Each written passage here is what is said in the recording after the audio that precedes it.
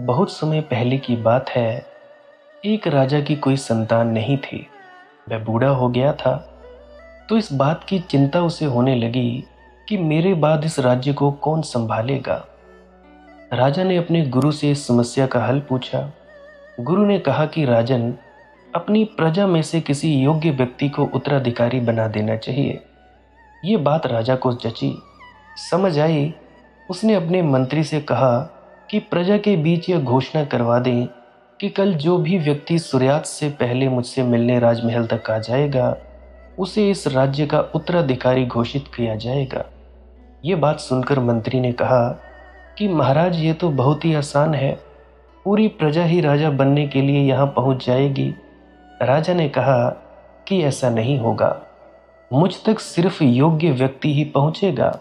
आप घोषणा करवा दीजिए। मंत्री ने राजा की आज्ञा का पालन किया और प्रजा तक संदेश पहुंचा दिया। अगले दिन बड़ी संख्या में लोग उत्तराधिकारी बनने के लिए राजमहल की ओर निकल पड़े। महल के बाहर राजा ने एक बड़े मेले का आयोजन किया था। मेले में शराब थी, नाच गाना हो रहा था, तरह तरह के स्वादिष्ट पकवान थे, कई तरह के खेल वहां हो रहे थे। पूरी प्रजा उस मेले में ही उलझ गई। अपनी अपनी पसंद के हिसाब से लोग मज़ा लेने लगे। कोई शराब पीने लगा, कोई नाचने लगा, कोई गाने लगा, तो कोई भूखा खाना खाने लगा। सभी ये बात भूल ही गए कि उन्हें राजा से मिलने जाना है। तभी वहाँ एक युवक ऐसा आया जो इन प्रलोभनों में नहीं फंसा। उसे सिर्फ अपने लक्ष्य तक पहुंचना था। वह सीधे राजमहल की ओर चल दिया। मुख्य द्वार पर दो पहरेदार खड़े थे।